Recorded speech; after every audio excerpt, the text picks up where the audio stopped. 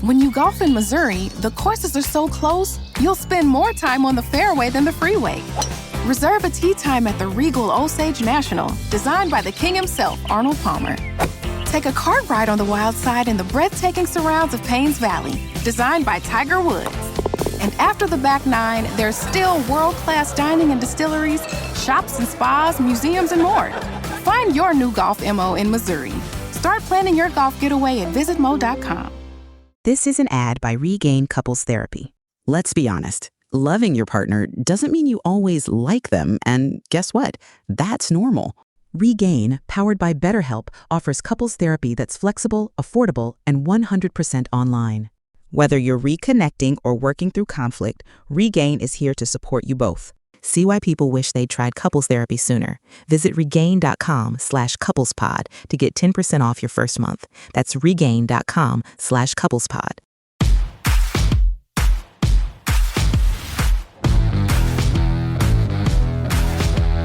Welcome to the Dogs Podcast with your hosts, Blake Reneker, Justin Charles, and Josh All. All right, guys, we're back. That was a little bit longer break than what we had intended, but it's because Dogbone Enterprises is here today. Took us out back, showed us the boat. Yes, the boat. The dog pound boat. That was crazy. Awesome. We got our dog bones here. Yeah. And kind of crazy. These are actually the dog bones that the Browns use for their turnover chains. Yep. These are the turnover chains for the Cleveland Browns. He was showing us all the pictures of what it was, Isaiah McGuire and Zadarius Smith and Thornhill and guys wearing the dog pound, the turnover chain. So go check out, what was it, Facebook, he said? Yeah. Dogbone Enterprises. Dogbone Enterprises. Yeah. Yes. So you guys can order yourself a dog, the turnover chain. These things are sweet. They're hand-painted. Yeah. Like, this is insane. This is new wardrobe for new drip for next year. Probably wearing this every episode from now on. There you go. It'll at least be hanging in the studio. Yeah, I like that. Yeah. Absolutely. Oh, okay. So how's everybody doing out there? I'll get my chat pulled back up here. I don't even have it. We ran out there so quick. But again, I guess if you guys are new to the stream here, just joining us, we are live streaming from Wabash Lanes in New Philadelphia, Ohio for the Bowl with Browns Legends event put on here by the Tuscarawas County Browns backers. It's a ton of fun. Absolutely. I mean, people here seem to be having a very good time. We sat down a little bit ago with Anthony Griggs, and we just got done talking with Greg Pruitt. And I think we got a couple of the hosts from the Bearded Browns show. Yes. Going to join us here in a few minutes. We'll try to get some of these other Browns alumni on here, though they are very entrenched in bowling right now. I love these events because you see these guys and almost like the very youthful side comes back out, and it's the competition is there. And absolutely. They might only be bowling a 96, but they don't care. They just want to beat the other guy going against them. Yeah. 96 is pretty much like what my score would be. That's why I threw it out. That's why I threw it out there, because that's me too. That's like right about the range I'm sitting in. All right, I'm just trying to pull up the chat here for everybody so I can talk to you guys. If you guys have questions that you want us to kind of dive into or to talk, once the Bearded Browns get down here and talk with us as well, we can bring up your questions with them and go from there. But yeah, this has been a ton of fun. Reminder, today's live stream is presented by Omaha Steaks. So head over to omahasteaks.com right now. Get everything you guys need for 4th of July cookouts. It's coming quick. I can't believe how close we are to 4th of July. June has just kind of rained itself away. Yep. And now we're in the, what are they calling this? The heat dome? Well, so far. Yeah, the Northeast or whatever, the heat dome that we're in. I think that's what it's being called on the news or whatever. But 4th of July is going to be awesome. We're all going to be cooking out. So get your cookout gear from Omaha Steaks. Right now it's 50% off site-wide. They're doing a 4th sale, and you get $45 extra off your order with promo code BARK, B-A-R-K, when you check out. So great time to take advantage of the sale and get ready for 4th of July. That's omahasteaks.com. All right, now I finally got my chat pulled back up. I don't know. It seems like people are just probably arguing in here about Shador, and that's fine. We're going to be doing that for months, like we said. It's going to be a Shador summer. Yeah. Shador training camp, and I do think the Browns have, no matter who ends up starting week 1 for the Browns, we have better options than we had last year, no matter what. I agree with that. Even just basic level, just completely turn the room on. Yeah. You know, we were all in pretty much the same court last year where we went, what we're getting as far as, you know, the room and output just wasn't good enough. It wasn't good enough to get more than 3 wins. And I think a lot of it was on the quarterback play. It was on the quarterback play, the offense being run, the scheme, Ken Dorsey. It was a nightmare. It was the perfect storm of, just everything that could go wrong did. Yep. And, I mean, Jameis Winston injected a little bit of life into things whenever he got in there, but that didn't last for very long. We all knew what the story is with Jameis. Everybody knows. I mean, he's going to throw the ball a ton.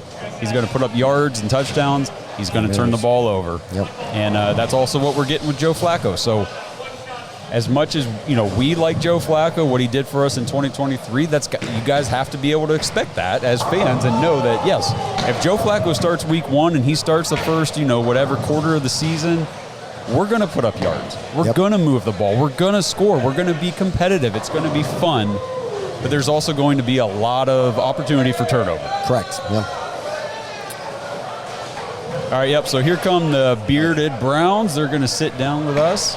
We won't even go to break or anything. We'll just, whatever side, guys. Just go ahead and sit down.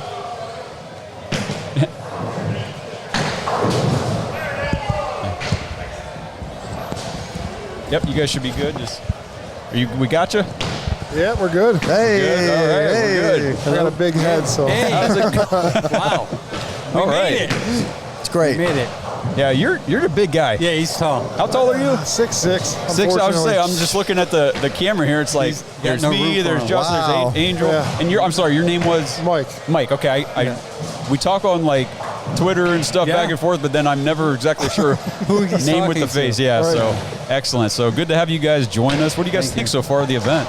This is fun. My kids are having a blast. They're out bowling me, so that's how it goes. It's all right? right. That's what I said. I was like, my score would have been like 96. I'm Yeah. like, that's pretty much where I'm at. Yeah, I got lucky. I got like 90. I don't know how the bumpers help. Oh, but- you got bumpers up too, bro? Yeah. Oh, man. For kids, not I for got me, for the questions kids. now. I bowled 3 times and my watch said stop. That's all. I was sweating. Well, here, you guys chat for a sec. I got to fix your camera because your head, You're like tall. I think I got your beard and that's it. So hang on, give me a sec. You guys keep going. You're tall, Mike. Oh, man. So, do you guys want to do just a little brief introduction of your, I know most of our listeners know you guys, but do you want to do a little background? You Yeah, start. sure. On a quick whim here, I decided that one day I was going to start a Browns podcast before I even knew about you guys. I'm like, I'm going to just do it. So I went online, I bought this equipment. I started doing it by myself on my own personal Facebook, and everybody's like, don't quit your day job. And I'm like, yeah, you're probably right. But then I met Angel. Angel was doing like a bunch of Browns reels on Facebook, like his family, his wife and kids making fun of him for doing it. And I was like, man, this seems pretty cool. I'm going to talk to this guy and see if he wants to come on and do a show with me for fun and see what happens. Well, we wound up working out. We did a pretty good show. We had fun. Then it just progressed and got better and better. Yeah, he's like, hey, you want to come back and do another one? And Yeah. then it's like, hey, let's just make this a thing. And we've got 2.5 years now that we've been running consistently. That's great. At least every Tuesday. Man, that's a huge accomplishment. It's a huge accomplishment. Yeah. You know what I mean? It's crazy. Same story. We just started in COVID and just kind of. It's tough, like coordinating schedules and stuff. Whenever you got lives, you got jobs, you got families and everything, and then you're trying to do a podcast for the Browns, and it's tough. It really is. But I mean, it definitely takes some serious dedication. Yeah, it takes effort. It's got to be purposeful. Especially when news drops. You're like, hey, babe, I know you're cooking eggs, but let me drop. Yeah. I got to make this template real quick. I gotta drop my some wife's news. real good about it. Every time I'm on my phone, and the kid's trying to talk to me, she's like, hang on, he's working. Yeah. And like she knows. She's like, okay, I am, but I try to pay attention as much as possible. Yeah, It's kind of funny. sure, we honey. start this thing as like a hobby, right? Yeah, We all right, think it's exactly. like, oh, this is going to be easy. We could just talk about the Browns once or twice a week. No. No.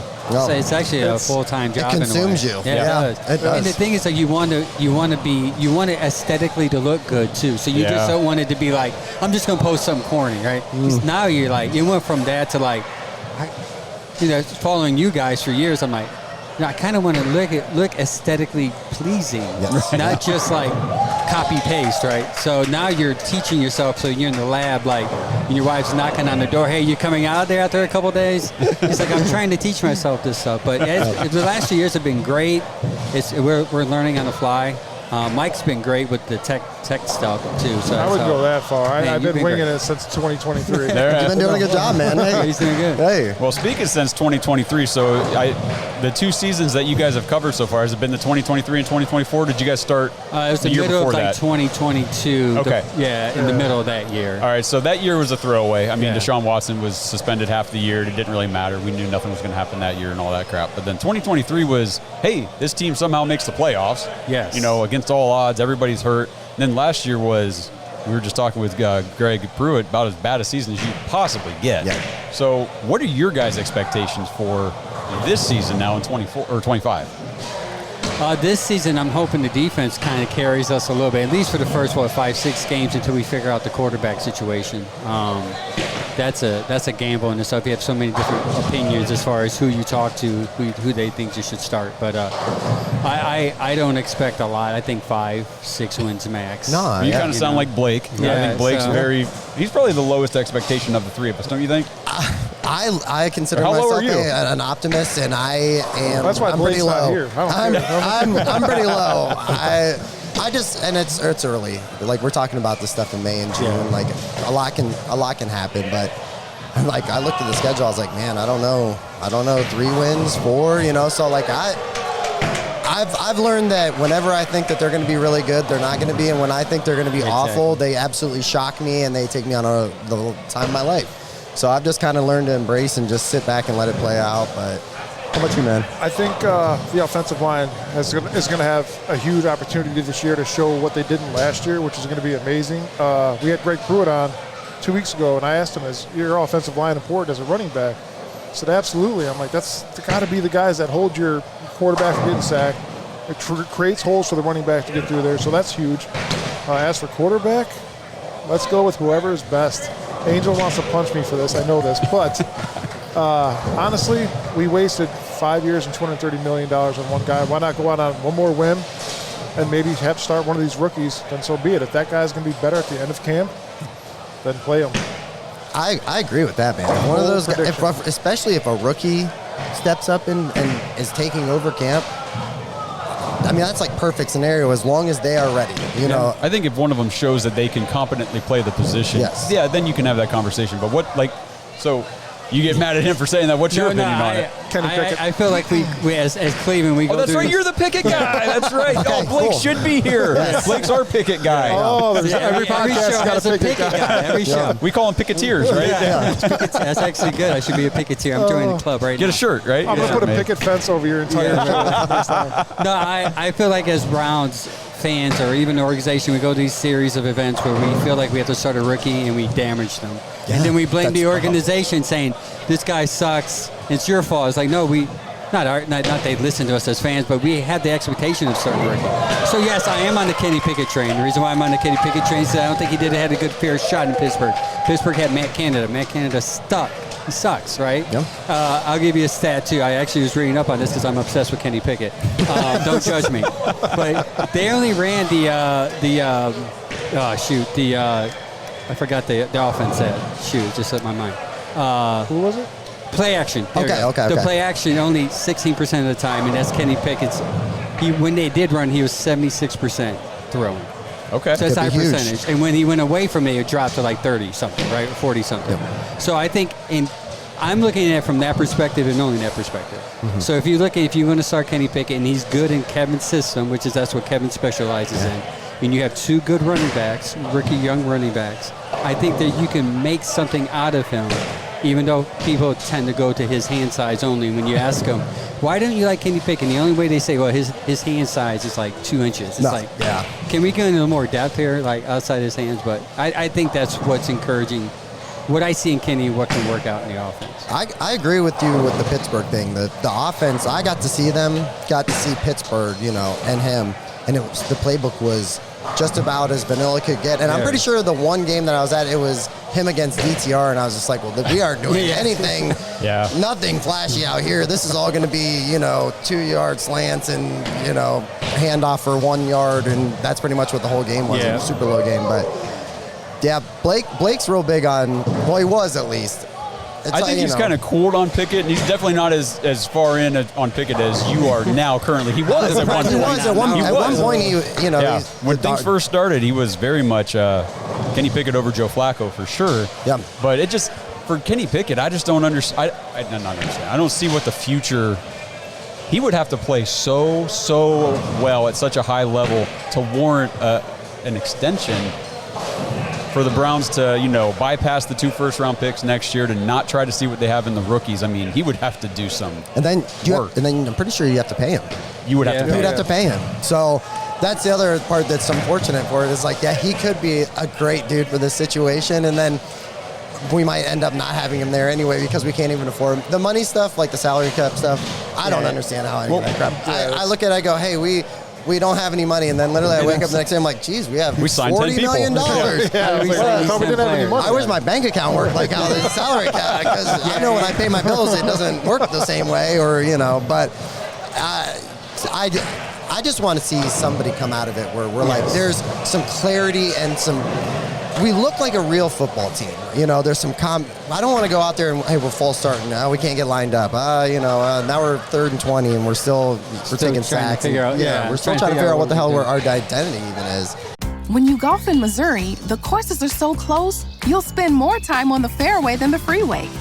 Reserve a tee time at the Regal Osage National, designed by the king himself, Arnold Palmer. Take a cart ride on the wild side in the breathtaking surrounds of Paynes Valley, designed by Tiger Woods. And after the back nine, there's still world-class dining and distilleries, shops and spas, museums, and more. Find your new golf MO in Missouri.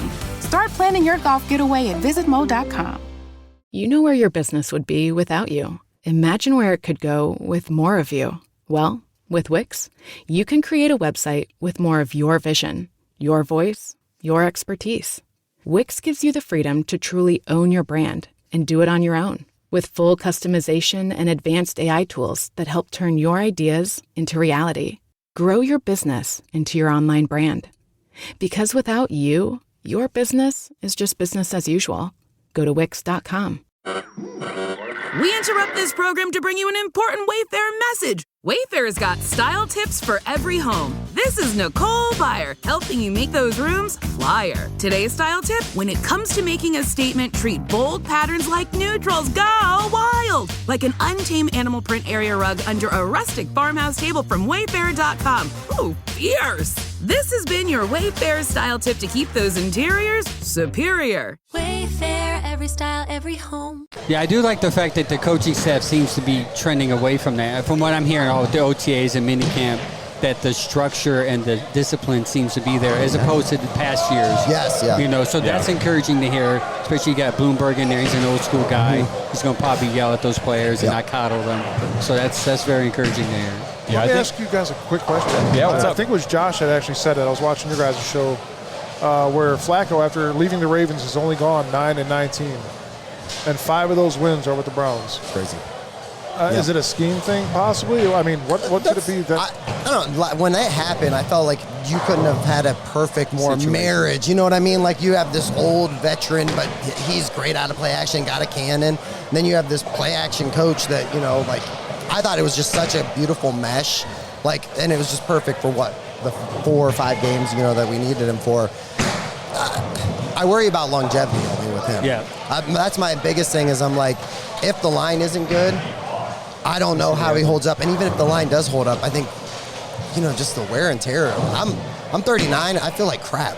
I can't imagine going 39 too. Hey, 39 club. Hey, old man club. I'm 42. Oh, jeez, man. Wow. Young man at the table. I'm on the wrong podcast. I should be coming on and hanging out with you guys. Jeez. Wow. We're the senior podcast. Yeah. No, that's okay. It's okay. But I just think long term. Well, if you look at Joe Flacco last year with Shane Steichen in Indianapolis, it wasn't what it was with Kevin Stefanski the year before. I think it's very much scheme because Kevin does what Joe does. I mean, so well, and it worked out. And very, what you very think nicely. compared to when he was here that run, what's you would think you would throw the ball less, right? Because obviously they're going to go to, hopefully, because Philly had a 60-40 run ratio last year. Hopefully you could kind of get into that 50, 55, 45 run ratio where you have the higher run as opposed to pass, and that can limit even the interceptions with Flacco, because you have to worry about that too, right? Sure. Well, a lot of people forget about he's the one that threw us out of the playoffs. Oh, we talk about that all the time. Yeah, so, I'm talking about fans, not analysts, like people that try to do a podcast when you look at the numbers. When you fans are like, Flacco's going to tear it up, I'm like, he might throw you out of the game a couple times. Yeah. You also got to think about if the offensive line goes back to what they used to be and they're able to create holes for these new running backs, Quinshon, come on. Dude, it's going to be insane. Dude, well, and that's the thing is I feel like last year we couldn't even keep, defenses on it. Like we were like, we can't run the ball, and if we do, it's minus a yard or a yard. And so I think they just kind of knew what we were up to. They knew we were going to have to throw it a ton. We'd be behind. And we did all the things that worked against us. We didn't have a running back last year who could make his own yards either. I mean, Nick Chubb made a career out of that too. I mean, obviously we had great blocking for those, 4 years or whatever with Nick Chubb before the injury and everything, but still there were many plays where there's no hole or there's nothing. He's breaking a tackle and then ripping off 10 yards or whatever. Jerome Ford can't do that. He's not that kind of guy, so I think hopefully the hope with like Quinshon is, as soon as you see the hole, make the cut, get some yards, always be going forward. I hate the 2nd and 10s, the 2nd and 12s, because first down was just a bust. Horrible. Yeah. I mean, you got a nice fresh set of legs coming right out of college. It's going to defense is not going to know what to look forward to. They're used to Jerome Ford and Nick Chubb. I think there's going to be a whole new run game this year that's going to be better than we think. I think both the guys are dynamic. That's a good point too about teams not having any tape on these young guys. They might not have tape on our quarterback either, depending on who it is. So we could be sneaky for at least a little bit if we get some competent quarterback play. We got the new running backs. How do you guys feel about wide receiver? We talked about that a couple hours ago here on the stream. We've been talking about it for weeks. It just feels like a position that could let us down. We've been holding off on that on our podcast. We're like, we kind of want to see how this shapes out, but it's iffy, man. After Judy, it's kind of like Tillman has some upside. You look at Tillman, like, man, it's there, but can he stay healthy? Yes. And then you have what ifs, like if Johnson is a good route runner and can catch the ball, because I know his issue in Pittsburgh, he dropped the ball occasionally. Yeah. And then you have Thrash. Like, is he going to be – Mike's big on Thrash. Like, is he going to blossom into what he was doing in OTs and minicamps? I heard nothing, but he was crisp routes and actually growing from last year. So to answer your question, Longhorn, I'm scared. I'm terrified at Judy. It's fair. Honestly. I am excited to see Jamari Thrash. I'm also excited to see the new tight end come up. Man, that's going to be incredible to watch. Yeah, I mean, a kid out of Bowling Green. Yeah. Just coming out here and dominating. I think it's a possibility. It's a huge possibility. His weird pigeon toe running that he has, and we talked about it quite a few times. It's funny to watch it, but it throws other players off as well. You don't know what to expect. Is this dude really going to try to juke me, or is he just running at me and just going to try to barrel through me? Like, and we read an article saying that people saying that he finds his way to get open somehow. He's always open. It's crazy. So that's encouraging to see from a rookie. He's still got room to grow. But I often forget about him, believe it or not, when it comes to receiving core, and you have the two tight end sense. So that might take off pressure off the receivers anyways. But yeah, because we were talking earlier, like, Tillman, kind of like everyone puts him in there, that wide receiver 2 spot, but really, if we just go pass catchers, it's pass catcher 1 is Judy, pass catcher 2 is Njoku.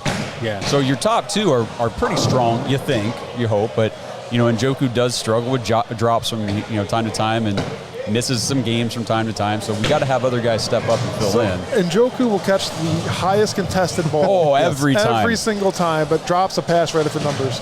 Another thing I like about Fanning is the kid can block. Yeah. So if you're lining up 2 tight ends, there's so much you could do with that if they do that, one on each side of the field. Yeah. Opens up so much more. Went to high school like about 15 minutes from here. He's right up the street. Cam McKinley. It's crazy.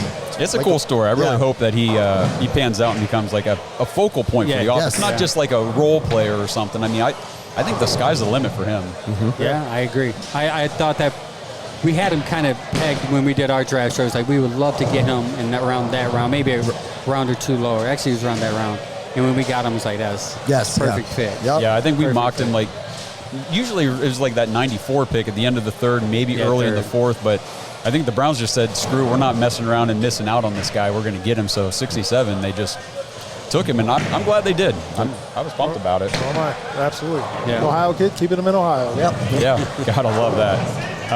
What do you guys think about, like, Kevin, AB? Do you think that this season could go any way and they're safe no matter what? Or, I mean, do you think there's a situation where they're gone?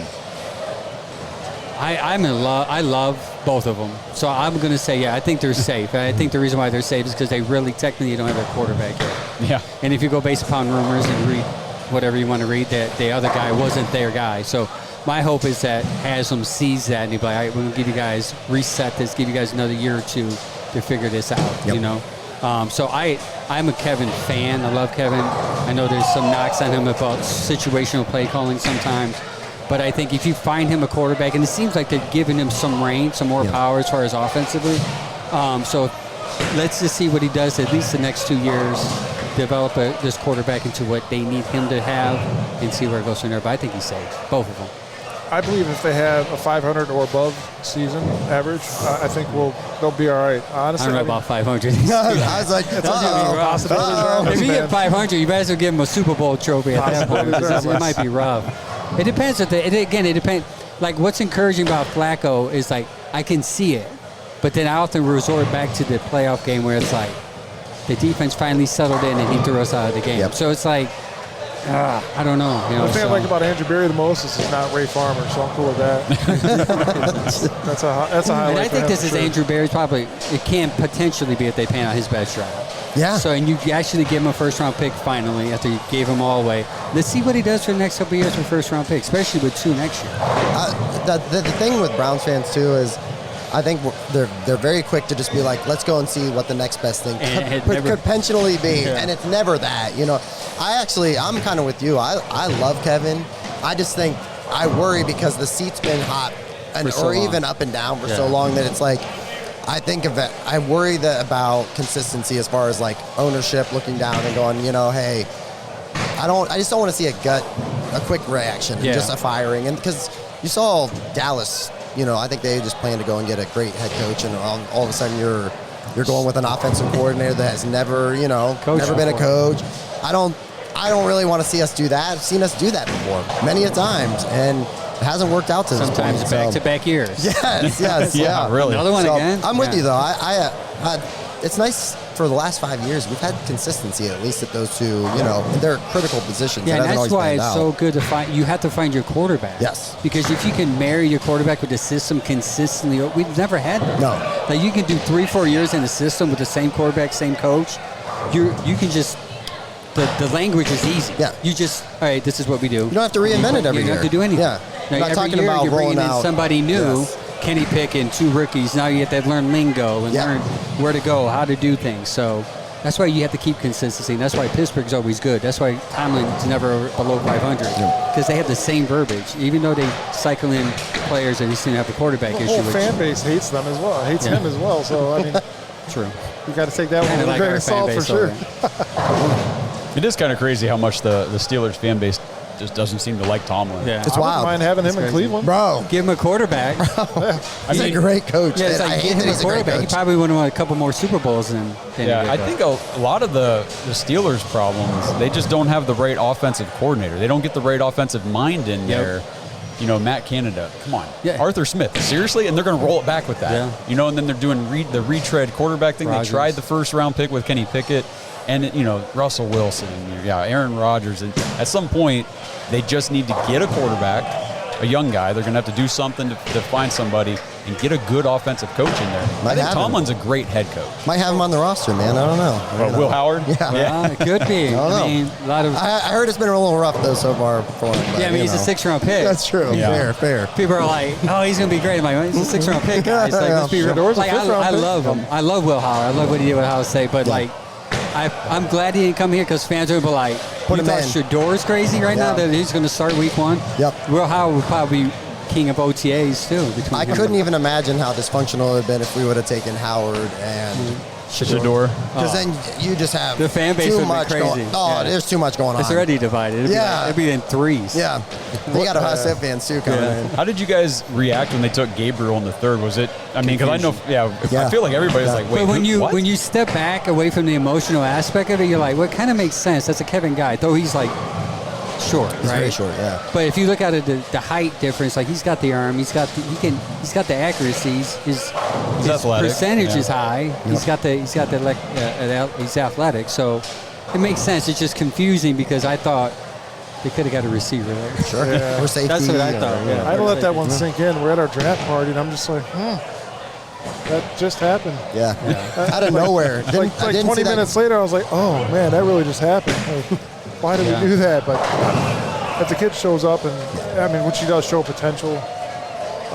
His college career was great. He's got 2 years on Shador's experience. So, I mean, he's got that going. He's been interception touchdown ratio, which is important for Kevin.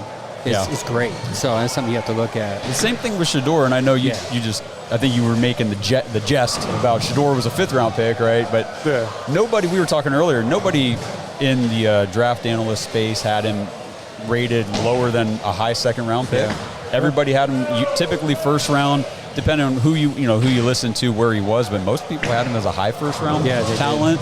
So how do you guys feel? Do you think we actually got a 1st-round talent at quarterback in the 5th round? Is this gonna somehow work out for the Browns? So I was against the Shador thing for a long time. I really was. Before or after? Before. So like opposed to us drafting him. He didn't want to draft him at all. Okay, gotcha. All right. And we even had the draft guide this year. I think the good one. Brian. And it was kind of shocking after we got him in the 5th round. I'm like, you know what? So this guy was supposed to be 1st, 2nd-round talent all day, all year. What changed that in a matter of 3 weeks? Right. So if we got this guy in the 5th round, obviously we did something possibly right and possibly could be really bad or really wrong. Depends on how fast he drives this week. We'll find out. I feel like I've been opposite. I felt like in our show I was advocating like Shador can't work because of the system fits him. Mm-hmm. He's accurate. He throws. The only thing I'm worried about is he's a floater. He kind of takes a lot of sacks, and the offensive line doesn't help that cause. But now it's like I think I'm cautiously optimistic because I'm feel like, and I think this organization is not smart enough to hear the fans, but I'm afraid the fans are like, let's rush him in. Yeah. And I think a lot of fans need to understand, like, this guy probably didn't do enough like reading as far as playbook in Colorado. It's probably was simplistic. And Kevin, he's coming in, probably taking this all on. Let's just take his time. And I think we take his time with him. I think we will find. I think he can start over Dillon for sure. I love Shador. Man, a lot of people are, they'll say, "Oh, well, how is Shador not ready?" He had Pat Shurmur as his OC and everything, and I'm like, you're talking to the wrong fan base if you're trying to use Pat Shurmur as an argument. I mean, he couldn't get NFL players ready to play in the NFL. So, and he did have 6 different offensive coordinators, 5 or 6 at the time, and so he's still learning, So, and I think that's what minicamp and OTAs was all about for Shador specifically. Was he was the only guy that didn't take first-team reps with the other 3, and they were focusing on getting him up to speed. And I think that's probably the right move if you want him to have a fair crack at things in training camp. Is make sure he's on the same level as the other 3. If you don't feel like he is, and that's not. I'm not saying talent-wise. I'm saying understanding of the NFL operations side of things. It's all about verbiage. Like it's totally different. You come in. And it's one way with Pat. It's probably simplistic, probably a letter or 2. But you come in the NFL, any coach is like XYZ, WB, WXYZ. And you have to say in that hole, you have to be comfortable enough and confident enough. And, he's going to learn all that. He's smart. I'm not saying, like, when I tell people this, they're like, oh, you don't like him. I'm like, no, I like him. That's why I don't want to rush him in because I don't want to ruin him. You've seen it. Yeah, I've seen it many times where I fall in love with a quarterback. Like, this guy's going to be good. And they're like, he's starting week 1. And I'm like, no, he's going to ruin the guy. Yep. So I'm hoping. And worst case is you have 2 good quarterbacks and let them battle it out for 4 years. So you got control of them, right? Yeah. The 2 young guys. Well, and it just opens up so much for us next year if we can find the quarterback somehow out of these 2 guys because – you got 2 first-round picks next year. You could get a left tackle, or if DeJuan Jones doesn't pan out, which I kind of have high hopes for DeJuan Jones. But either way, you need linemen, you need receivers, we need a safety, we need all these things that we could use those assets for instead of one of them or potentially packaging them up just to try to get a guy. Yeah, even if you think you got the guy next year, he might not even be the guy. That's another thing. People are, they'll go to the tanking. Oh, they should just tank and get a high pick. Or, our quarterbacks in next year's draft. Well, who is it? I saw Tony Grossi said that, the franchise quarterbacks in next year's draft, but he didn't say who it was. Who the hell is it, Tony? Well, there's 4 different ones. So, I want the one that's going to be better than the 4, so tell me the names. It's too early to tell that anyway. It's so stupid because you're right. We could pick a guy in the first round next year. We've done it before, and it might not work out. We've done that many times. Yes. I'm over it. That's why I don't want to rush. That's why I don't care. Is it Flacco pick? If it's Pickett, for my ego, I'll be happy. But if it's Flacco and we're winning, I just want to win. I'm tired of I'm tired of saying tank. Like, I've been tanking since 99. Yeah. I'm 43. Yeah. I'm going to, God willing, I'll be here another 20, 40, 50 years. I want to see another champion or a friggin' Super Bowl run here at least. We were joking as far as, like, even with the tanking stuff. We said we almost lost Myles Garrett last offseason because of this kind of attitude towards, oh, don't worry. And I'm not saying that's a locker room thing. I'm saying the fan base saying, just go out there, shit the bed for 16, 17 games, and let's go and get a high draft pick. And Jacksonville apparently is going to suck too because everybody keeps saying we're going to have 2 top 5 picks, and I'm like, Josh gave you look like they're not going to suck. Is that what that look was? They're not going to suck. Jacksonville. Well, how can you say that? You know what I mean? You can't. So, like, I'm not on board with the tanking. I don't think they're going to purposely just go out there. Yeah. But at least not right away. I think if you throw... You wait till week 10. Then you put DTR in, and it's like, okay. Wink, wink. We gotta see how he is. Yeah. We got to develop him. Yep. We waited 3 years to this point. Why not develop him now? Last year was rough because as soon as they made that switch, okay, we're going to sit Jameis. I'm like, okay, he's struggling right now a little bit, throwing some picks. But DTR is not better than Jameis. Come on. Well, then the crazy thing. We had some fans about DTR could be good. I'm like, if he hasn't been good in 2 years, he's not going to be good. Were any of you guys at the home opener last year against Dallas? Yeah. Oh, yeah. Yeah, we went. So I went as well. And do you remember after Deshaun Watson's first 3 and out, everybody was chanting DTR. Yeah, DTR. That's every year. This is a normal thing. I'm like, you guys are idiots. Wait until Shador chants start that. Oh, it'll be. They're not going to even be before the beginning. He's going to already start. Yeah, they're here. The only way to temper them, in my opinion, at least for the first few weeks, is to play Flacco. Because enough fans love Joe Flacco that I think they'll, okay, he threw a pick. Okay, it's okay. We're still putting up points. We're still in this game or whatever. But, I mean, if it's Kenny Pickett, fan base is going to riot. Yes. Yeah. And we were talking earlier, I feel kind of bad for Dylan Gabriel because I feel like he might get the same treatment as a Kenny Pickett would. Because there's no fan loyalty to him necessarily because he hasn't played it down yet. There's more fan loyalty to Shador just because of who he is. Yeah. People in the chat were talking about, look at Shador's jersey sales and all the merchandise on the website around Shador. Let's compare that to Manziel. His jersey sales are insane. Yeah. No, I'm not comparing the 2 quarterbacks. Shador obviously prepares for football. Manziel didn't. No, but the celebrity status. Status situation. I get that. Yeah. But so I think even if you start with Dylan and he struggles, I mean. And we said if Dylan starts the season or he's the first rookie to get a crack at it and he struggles for a game or 2 and then they bench him for Shador, he might be done. That's it. That might be his only opportunity. Yeah, 100%. And that is going to suck for him because you think he came in with their fair shot. It seemed like they communicated, hey, if you're there, we're going to draft you. So that kind of makes me think he's going to get the first crack. Right? Yeah. When we watch that, I don't know, you guys might have seen this too. You see the call, from Stefanski, to Dylan Gabriel. I'm going, well, that was their guy all along. That was the guy that they wanted to go after. Yep. You could see it plain as day, just about everything they talked about. Oh, hey, everything we discussed, now we're going to roll that out. You know what I mean? I think that.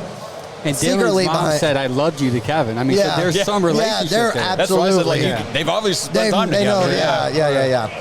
So just, I'm with you on that. We kind of use the analogy. Gabriel doesn't have to screw up as much, but it's still kind of safe. And then Sanders has to almost be perfect. Yeah. And Gabriel has to be awful, for him to even get the opportunity. It feels like. Yeah. So. I'm hoping that Shador comes in outside of what just recently happened, but comes in and just. It's not perfect, but shows growth from where he was at minicamp. Absolutely. To where they're like, all right, we can keep these 2. Because I know I'm saying Kenny Pickett. It's only from a win perspective. Yeah. Because I'm tired of starting a rookie. So if they say these 2 are growing, get rid of one of these guys, start Flacco and we'll win more, then I'm okay with that. Right.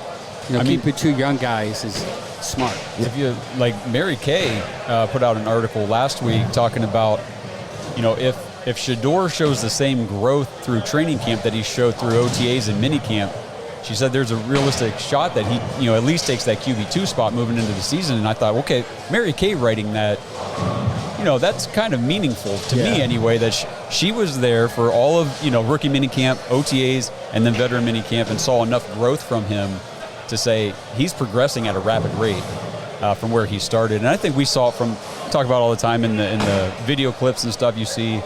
Like at rookie minicamp, there was a play or two where the pressure came and he drifted back.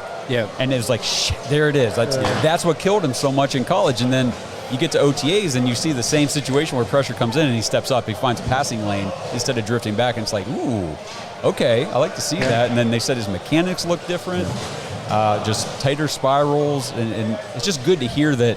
And he says it himself all the time in his interviews. He's like, I got stuff to work on. Like, I got to keep getting better, and he is. And that's the encouraging thing. Like, a lot of fans are like, he has an ego problem. He's self-entitled. He's spoiled. And then you come and hear him say total opposite of what everybody thinks. Like, you guys don't know him. Like, so it's encouraging to see him say all that and grow. Even he said during his one of his press conferences, like, I still got a lot to learn. Yeah. So he knew where he was, and hopefully he grows into something. I'll be excited. Yeah, I'm looking forward to it. This season, so I usually get amped up before every season.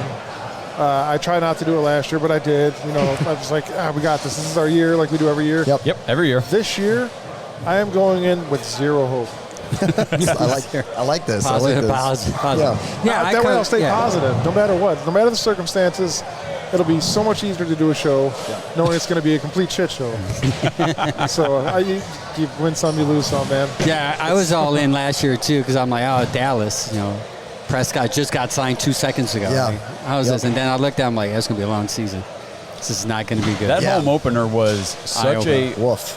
Whew, man, we were up there, and just the body language on the field. Oh, yeah. And Amari Cooper was the big one we talk about all the time, because they would break the huddle, and, his head would just go, like, this play, this guy can't run the play. We can't run this all. And you just see it's like, they're not bought in. I'm like, dude, this don't look good. No. We're getting just cremated out there. I was at the Baltimore game that we won where JOK went down as well. I think Jameis could have possibly thrown 4 interceptions that game, but luckily the sun was on our side. Yeah. That was interesting to watch because horrible game, JOK going down. Obviously not knowing what's going to happen now. He's out for the rest of this year. Sucks. That's another huge thing. What do you guys think about Schlesinger? That was what I wanted to bring up. I like the story, right? Like you hear everything about him. The more that I've seen, like, especially his film and then his interviews, I think we're gonna like this kid. He's a lot. smart, man. I think we're gonna like him a lot. Like, I was like, oh, hey, cool story, and then the more I've learned about the dude, I'm like, this guy's gonna be probably a difference maker for us on this team, especially with how JOK being out. When that pick came through, I was like, oh, I felt kind of sick to my stomach because I was like, is that the JOK? Like, is that the signal? And then right after that, they said, he's at least out for this year. But I'm excited for him. I think he can be sideline to sideline a difference maker for this team. He was one of the top 3 rated linebackers in this draft. Some people had him as a first rounder, and then I think whenever he fell and was sitting there at 33, because I know the Browns were trying to get back up from 33 to get a tackle. Like Josh Simmons or the kid out of Oregon, Josh Connerly.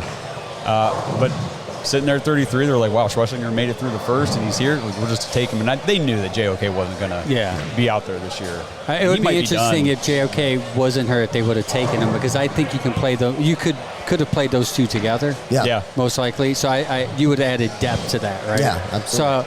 So when that pick happened, I said, who? Because linebacker wasn't on my radar. Again, I was thinking receiver. Right, I was thinking you need a receiver. All offense, bro. Everybody was thinking quarterback at 33, right? I was a big Mason Graham fan, so I was excited for Mason Graham. I was like, at the beginning, I had Mason Graham and Carter. And they're like, oh, Mason Graham. I was like, Mason Graham is going to be a dog. You guys, I'm telling you, Mason, right next to Miles or anybody, he's going to be just a baller. And when they drafted him, trade down, drafted him, I was excited. But him, he was good. Then as I got into reading and looking tape and stuff like that, I'm like, I can see why they got him. Dude's smart. He's a self-motivator. Yep. And he's gonna ball out. I'm excited for Schlesinger. I'm excited for all the rookies, honestly. just the thing with the rookie draft class is the 2 quarterbacks, because you can only play one quarterback at a time. Yeah. And if somebody's going to be the franchise guy, it can only be one of them.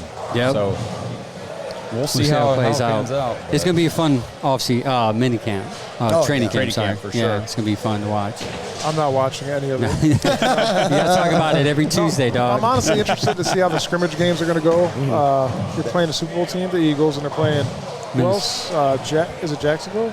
No, is it Carolina? Carolina Panthers. Sorry. It's going to be interesting to see what they do there, especially preseason. You know you're going to see a lot of the other quarterbacks. That's what I'm looking forward to. Everybody, Chad on our show, hates preseason, doesn't even watch it. Oh, he's going to like it this year. Oh, he's going to. He has no choice. He's going to have to watch. All the Browns fans are going to watch it like it's a Super Bowl because they're going to dissect every throw. I was really big on preseason, didn't matter at all, right? Until I watched us not practice in the preseason. And I was like, hey, turns out this is maybe important to show up to a little bit here and get in some reps. And credit for them, the organization, to see that because they're switching everything over this year. The players are like, my God, this is not tougher than going to the Greenbrier on vacation and practicing and Camp Cupcake. Yeah, Camp Cupcake, exactly. Yeah. It was definitely soft last year. We went up to training camp, and I remember we're sitting there like, this kind of feels not high intensity or anything. Very soft out here. Jog through. Yeah. Good job. All the problems we saw all season, we can go right back to training camp and preseason because we saw it all. It was all there. Starts from day one. Yeah. And so hopefully they are, strong. Just continue this through the season. Yeah. Absolutely. Well, hopefully we don't have to talk about Deshaun Watson at all this year. He's going to be on the roster, so we'll do that next year. We'll see. Yes, maybe next year. Maybe next year. That's our slogan, right? Well, thanks for sitting down with us, guys. Just let everybody know again where to find you guys, when to listen, all that kind of stuff. 7:30 live on all platforms. We're live. We do our show at 7:30, and we're on X, Twitter. Mike, you signed us up for everything. Every Tuesday. Every Tuesday. So we're on X, Twitter, X, Instagram, Facebook, YouTube, obviously. So yeah, follow us all on there. Bearded Browns podcast. We've been pumping out some content lately, so hopefully you guys like it and give us a follow. Oh yeah, follow them guys. You guys are doing a great job. Guys. Great follow. So yeah, follow these guys and tune into their show on Tuesdays at 7:30. Yep. Thank you. Appreciate it, guys. All right. Thanks, guys. Thanks, guys. Till next time. Thanks for listening to another episode of the Dogs Podcast. Make sure you subscribe on YouTube and follow us on Twitter at the Dogs Podcast. Get your thoughts on the show at thedogspodcast.com.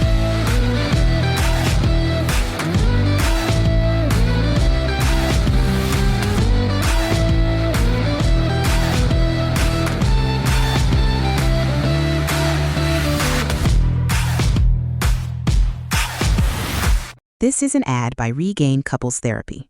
Let's be honest, loving your partner doesn't mean you always like them, and guess what? That's normal. Regain offers couples therapy that's flexible, affordable, and 100% online. Whether you're reconnecting or working through conflict, Regain is here to support you both. See why people wish they'd tried couples therapy sooner. Visit regain.com/couplespod to get 10% off your first month. That's regain.com/couplespod. Lowe's knows how to set off your July 4th with savings. Right now, buy one, get one free on select one-coat coverage interior paint via Visa gift card rebate. Plus, get two select 2 or 2.5 quart red, white, and blue annuals for just $10. Hurry, these July 4th deals won't last long. Lowe's, we help, you save. Valid through 7/9. Selection varies by location. While supplies last, excludes Alaska and Hawaii. More terms and restrictions apply. See Lowe's.com/rebates for more details.